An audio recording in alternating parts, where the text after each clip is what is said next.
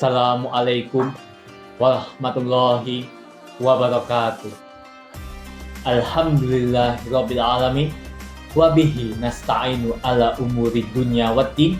Wassalatu wassalam ala asyrofil anbiya wal mursalin sayyidina wa maulana Muhammadin wa ala alihi washabihi ajma'in, amma ba'du. Allahumma inni as'aluka ilman nafi'an wa rizqan thayyiban mu'amalan mutaqabbalan. Wa qala ta'ala fi kitabil karim, a'udzu billahi minasy syaithanir rajim. Bismillahirrahmanirrahim. Ya ayyuhalladzina amanu kutiba alaikumusiyam kama kutiba alal ladzina min qablikum la'allakum tattaqun. Ya ayyuhalladzina amanu wa qulu qawlan sadida yuslih lakum a'malakum wa yaghfir lakum dzunubakum wa may yuti'illah wa rasulahu faqad faza fawzan 'azima. Puji syukur kita panjatkan kehadirat Allah Subhanahu wa taala yang telah memberikan kita dari zaman kegelapan menuju ke zaman yang terang benderang, yakni ad-dinul Islam as-siratal mustaqim. Salawat serta salam senantiasa tercurahkan kepada Nabi besar kita, Nabi Muhammad Sallallahu Alaihi Wasallam, beserta keluarga, sahabat, dan kita sebagai umatnya yang senantiasa berusaha mengikuti jejaknya. Dan mudah-mudahan kita mendapatkan syafaat di hari kiamat kelak. Sahabat kalbu yang dimuliakan oleh Allah Subhanahu Wa Taala, pada kesempatan hari ini izinkan saya untuk menyampaikan sebuah kultum menjelang berbuka puasa dengan topik seputar tips bijak dalam bermedia sosial saat bulan Ramadan. Di era digital seperti sekarang ini, media sosial telah menjadi bagian dari kehidupan sehari-hari. Namun, sebagai seorang muslim, kita harus bijak dalam menggunakannya, terutama pada bulan Ramadan. Jangan sampai media sosial justru mengurangi pahala puasa kita. Dalam hadis disebutkan bahwa Rasulullah SAW bersabda, barang siapa yang tidak meninggalkan perkataan dusta dan perbuatan dusta serta kebodohan, maka Allah tidak butuh dari rasa lapar dan haus yang ia tahan. Hadis riwayat Bukhari. Sahabat kalbu yang beriman, hadis ini mengingatkan kita bahwa puasa bukan hanya sekadar menahan lapar dan dahaga, tetapi juga menahan diri dari segala hal yang di dalamnya bisa merusak pahala, termasuk bersosial media. Oleh sebab itu, saya akan membagikan tips bijak bermedia sosial yang baik dan benar, khususnya ketika memasuki bulan Ramadan. Yang pertama adalah membagikan konten yang positif dan bermanfaat. Sebagai seorang muslim, kita dianjurkan untuk menyebarkan kebaikan, termasuk di media sosial. Rasulullah SAW bersabda, barang siapa yang menunjukkan kepada kebaikan, maka dia akan mendapatkan pahala seperti orang yang melakukannya. Hadis riwayat Muslim. Maka gunakan media sosial sebagai sarana dakwah dan inspirasi dengan cara pertama, membagikan kutipan Al-Quran, hadis, atau nasihat ulama yang menginspirasi. Kedua, menyebarkan konten yang bersifat edukatif tentang Ramadan seperti keutamaan puasa, zakat, maupun sedekah. Ketiga, mengajak teman, keluarga, bahkan saudara untuk lebih giat beribadah melalui postingan atau ajakan langsung. Keempat, membantu sesama dengan berbagi informasi terkait santunan, kajian Islam, ataupun program donasi. Dari pendukungnya yaitu Allah Subhanahu wa taala berfirman, a'udzu billahi minasyaitonir rajim wa ta'awanu 'alal birri wat taqwa wala ta'awanu 'alal itsmi wal 'udwan. Yang artinya, dan tolong menolonglah kamu dalam mengerjakan kebajikan dan takwa, dan jangan tolong menolong dalam berbuat dosa dan pelanggaran. Quran Surat Al-Maidah ayat 2. Sebaliknya, hindari menyebar konten yang mengandung kemaksiatan, keburukan, atau hal-hal yang sekiranya tidak bermanfaat atau dalam bahasa agamanya adalah mudharah. Selanjutnya, yakni menghindari hoak, ghibah, dan ujaran kebencian. Media sosial seringkali menjadi tempat berkembangnya hoak atau bahasa lainnya berita bohong, ghibah atau menggunjing, dan ujaran kebencian. Padahal dalam Islam sendiri semua ini sangat dilarang dan bisa merusak pahala puasa kita. Allah Subhanahu wa taala berfirman, "Ya ayyuhalladzina amanu in ja'akum fasiqun binaba'in fatabayyanu an tusibu qauman bijahalatin fatusbihu ala ma fa'altum nadimin." Yang artinya apa? Wahai orang-orang yang beriman, jika seorang fasik datang kepadamu membawa berita penting, maka telitilah kebenaran agar kamu tidak mencelakakan suatu kaum karena ketidaktahuanmu yang berakibat kamu menyesali perbuatanmu itu. Quran Surat Al-Hujurat ayat 6. Dari sini kita bisa mencermati dan bisa memahami bagaimana cara kita agar terhindar dari yang namanya berita bohong. Yang pertama, selalu verifikasi berita sebelum membagikannya. Jadi, poin pertama di sini adalah selalu verifikasi, bahkan dibaca dari awal sampai akhir agar tidak terjadi yang namanya sesat nalar atau salah pemahaman. Yang kedua, saling informasi dari sumber yang terpercaya. Dan yang ketiga, jangan asal menyebarkan berita yang belum jelas kebenarannya.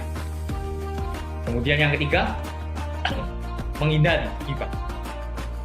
Ghibah atau menggunjing sama bahayanya dengan memakan bangkai saudara sendiri.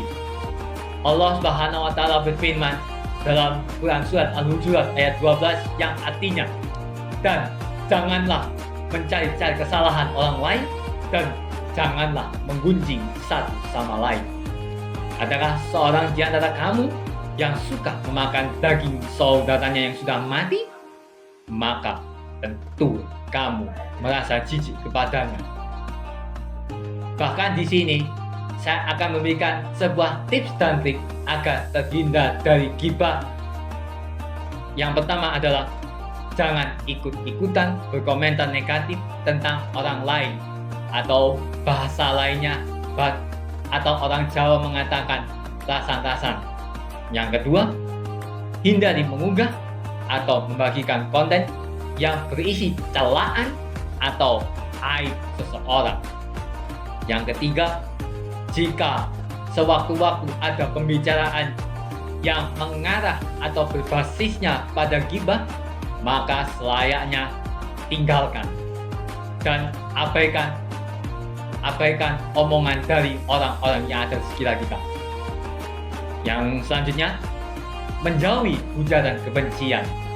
Dalam Islam, perkataan maupun perbuatan tentu harus dijaga agar tidak menyakiti perasaan orang lain. Rasulullah SAW bersabda dalam hadisnya, barang siapa yang beriman kepada Allah dan hari akhir, hendaklah ia berkata baik atau diam. Dari hadis ini kita bisa menyimpulkan bahwa jika tidak bisa berkata baik, maka diamlah. Dan cara menghindari ujaran kebencian ada 3 poin yang harus dipahami oleh sahabat kalbu yang budiman.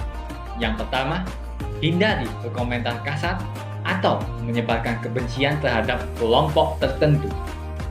Kedua, jangan ikut-ikutan dalam perdebatan yang di dalamnya tidak bermanfaat, yang hanya menimbulkan permusuhan atau perpecahan, atau dalam bahasa lainnya menimbulkan gejolak di antara kita. Yang ketiga, gunakanlah media sosial untuk menyebarkan kedamaian dan ukhuwah Islamiyah. Selanjutnya, mengatur waktu bermedia sosial agar tetap produktif. Bulan Ramadan adalah peluang untuk meningkatkan ibadah, bukan justru menghabiskan waktu di media sosial. Selanjutnya, mengurangi waktu yang tidak produktif. Ada hadis yang mengatakan bahwa di antara Rasulullah SAW bersabda, di antara tanda baiknya Islam seseorang adalah meninggalkan hal-hal yang tidak bermanfaat. Hadis riwayat Tirmidzi. Selanjutnya, apa yang bisa dilakukan terkait dengan mengatur waktu bermedia sosial? Ada 3 komponen yang harus dipahami oleh sahabat kalbu yang budiman. Yang pertama, tetapkan waktu khusus untuk mengecek media sosial, misalnya setelah sholat atau sebelum tidur. Yang kedua, hindari scroll sosial media secara berlebihan, terutama ketika sahur dan berbuka. Ketiga, gunakan media sosial sebagai sarana untuk menambah ilmu, seperti mengikuti kajian daring atau membaca artikel-artikel yang berbasis Islami.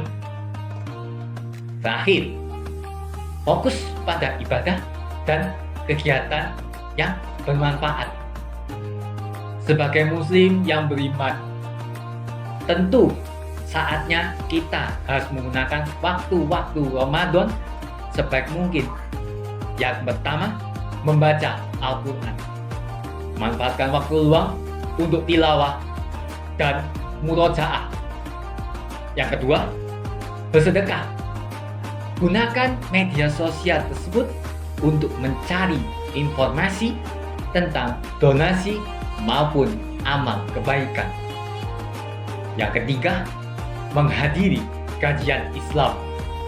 Banyak kajian daring yang bisa kalian ikuti untuk menambah ilmu-ilmu agama.